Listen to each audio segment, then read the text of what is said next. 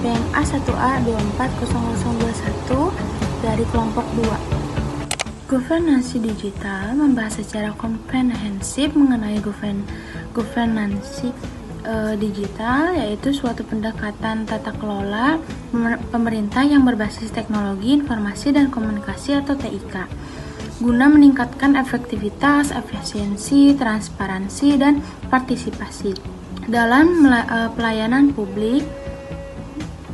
Perkembangan teknologi yang pesat telah memaksa instansi pemerintah di seluruh dunia, termasuk Indonesia, untuk menyesuaikan cara kerja mereka agar lebih modern dan terintegrasi dengan teknologi digital.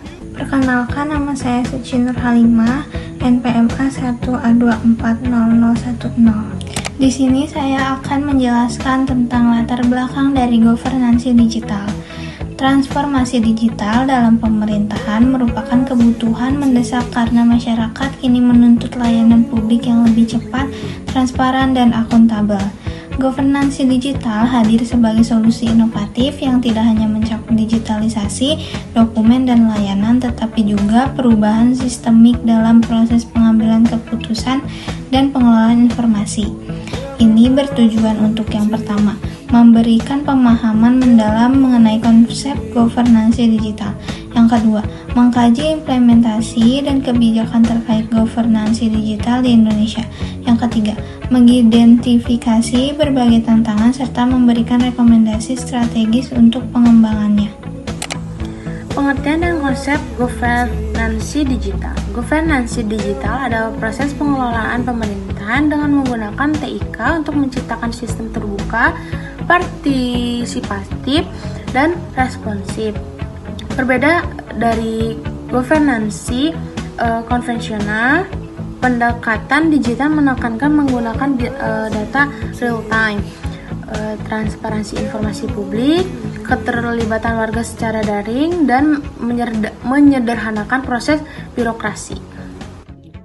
Assalamualaikum warahmatullahi wabarakatuh. Perkenalkan, nama saya Deti Apriani dengan NPMA 1A240002.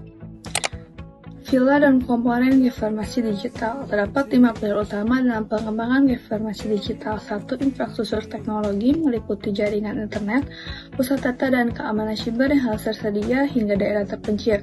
Regulasi dan kebijakan seperti Undang-Undang Perlindungan Data Pribadi dan Perpres SPBE sebagai landasan hukum. 3. Interoperabilitas dan standar data melalui inisiatif Satu Data Indonesia untuk menghindari duplikat dan fragmentasi data. 3. Literasi digital dan sumber daya manusia, penguatan kapasitas ASN dan masyarakat dalam pemanfaatan teknologi secara etis dan efektif. 4. Keterlibatan masyarakat, menggunakan kanal digital seperti e-musbrang dan lapor untuk mendorong partisipasi publik. Implementasi Indonesia telah memulai transformasi digital melalui 1. SPBE atau Sistem Pemerintah Berbasis Elektronik sejak 2018. 2. Penerapan eKTP, pelindung lindungi, serta aplikasi e-budgeting dan e-planning di daerah. 3. Portal Satu Data Indonesia untuk integrasi data antar instansi. Meski begitu, implementasi ini masih menghadapi kendala pada aspek kesenjangan teknologi, perbedaan kapasitas antar daerah, serta koordinasi antar lembaga. Ada pula tantangan dan hambatan dalam pengembangan governansi digital. Yang pertama, ketimpangan akses teknologi, terutama di wilayah 3T, terdepan, terluar, dan tertinggal, yang belum memiliki infrastruktur digital yang memadai. Keamanan cyber dan perlindungan data, ancaman peretasan dan rendahnya kesadaran privasi menghambat kepercayaan publik. Yang ketiga, resistensi terhadap perubahan ASN dan birokrasi cenderung mempertahankan cara kerja lama. Yang keempat, keterbatasan SDM, minimnya tenaga ahli digital termasuk di bidang data science dan keamanan informasi. Assalamualaikum warahmatullahi wabarakatuh. Perkenalkan, nama saya Siska Alivia dengan NPMA 1A24009. Di sini saya akan menjelaskan tentang tantangan dan hambatan dari nomor 5 sampai nomor 8. Nomor 5, keterbatasan anggaran. Digitalisasi belum menjadi prioritas di banyak daerah karena keterbatasan fiskal. Nomor 6, tumpang tindih regulasi dan fragmentasi sistem. Banyak aplikasi dibangun tanpa integrasi menyebabkan duplikasi data. Nomor 7, minimnya partisipasi masyarakat. Akibat rendahnya literasi digital dan ketidakpercayaan terhadap sistem digital pemerintah. Nomor 8, ketidaksiapan regulasi. Masih terdapat kekosongan hukum dalam isu-isu baru seperti pengelolaan algoritma dan audit teknologi. Simpulan, governansi digital adalah langkah transformasi strategi menuju pemerintah modern yang transparan dan berorientasi pelayanan.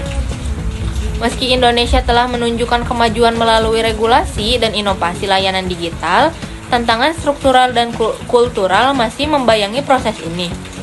Keterbatasan transformasi digital tidak hanya bergantung pada teknologi, tetapi juga kepada kesiapan SDM, regulasi yang tepat, dan dukungan politik serta partisipasi masyarakat yang aktif.